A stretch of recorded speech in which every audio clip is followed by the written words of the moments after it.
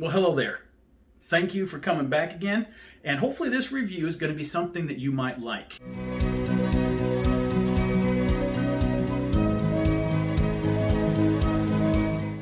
I've had quite a few views, and I'll put a card up here, on a product review that I did that I had already for 2 years.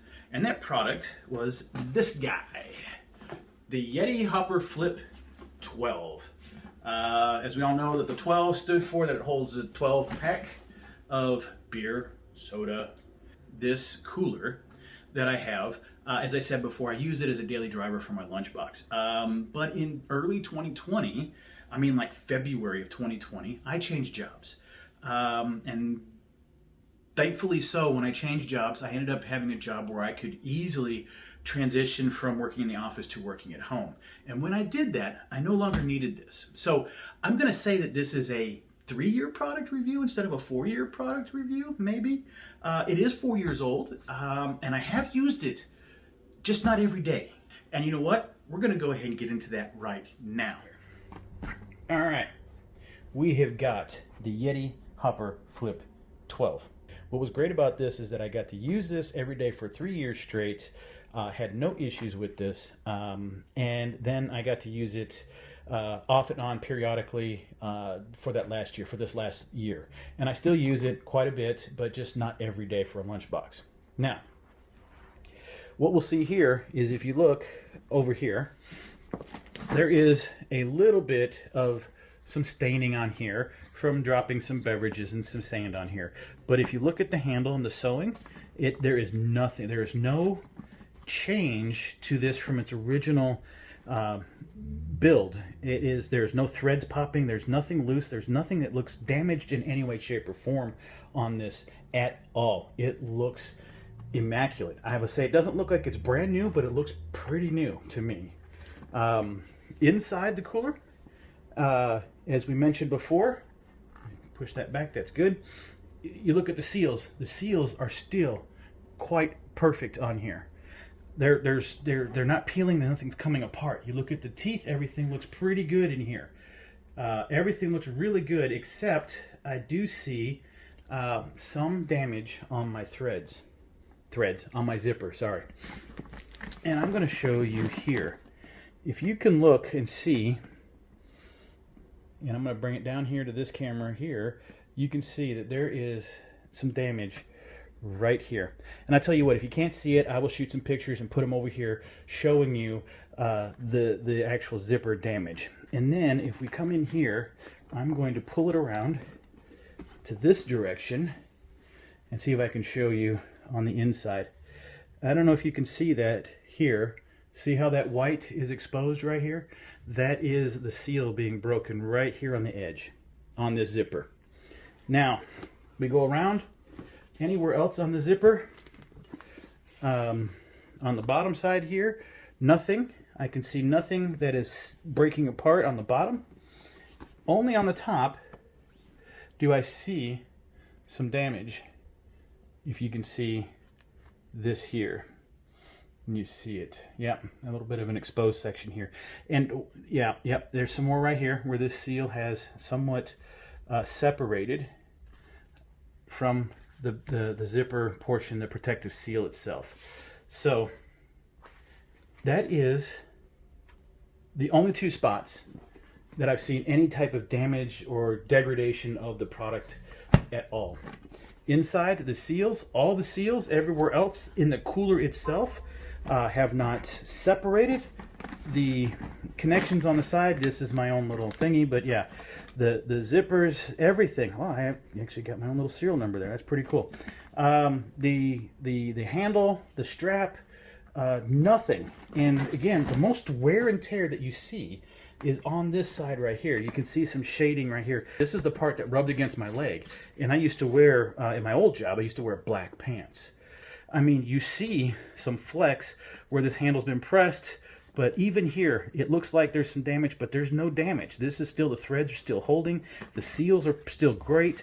I mean, everything about this bag looks like it's dang near brand new. Let me correct my verbiage there. It is, there's nothing that's separating. There's nothing that looks like this is worn and torn, other than the fact that it's got a slight discoloration of the toad itself. When you get the Yeti, you get this guy. And what is this guy? Let me turn it around here. It's called Yeti Zipper Lubricant. I swear by this now. After about the third year that I was using this, I started to see some damage in the zipper, as I said before. And just a little bit. But the reason why there was damage there is because I did not, and I realize now, I didn't use enough of this lubricant. I did use it, but I didn't use it enough.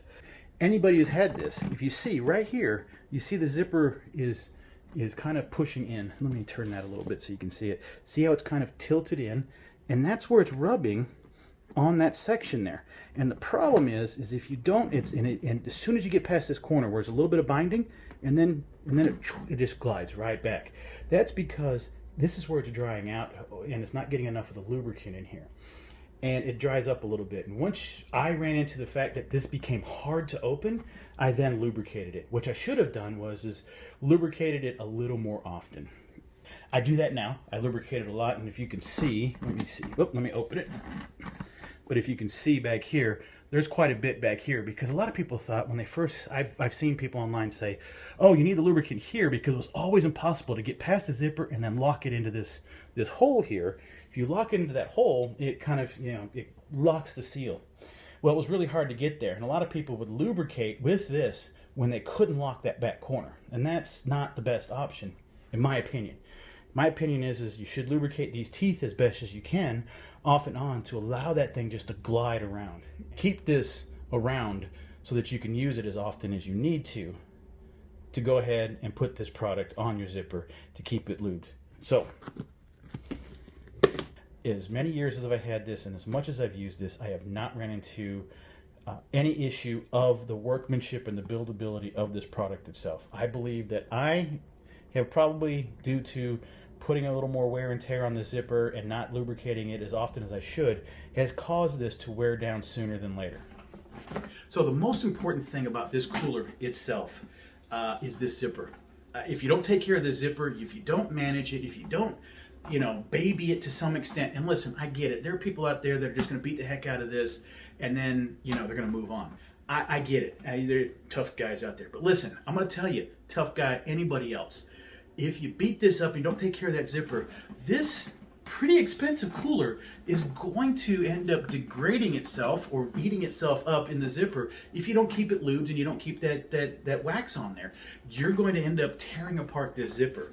And I'm telling you for sure, I know for a fact, because even I made a mistake and I didn't lube that thing up for almost a year. I'm sitting at 4 years of using this thing quite a bit, and for at least 3 years using it every single day. And it has not failed me. I have some little tears. I'm not overly concerned about it being watertight for the most part, as many people say that it's got the watertight zipper. I don't care. It zips closed. It stays relatively watertight. So with that all being said, this cooler is still rocking after 4 years. I'm sure that Yeti has made some improvements over the years since this thing has come out. But to be honest, a lot of the stuff that I see is still relatively the same. It is stout. It is well constructed. It works great. It does everything that it's intended to do, and then some.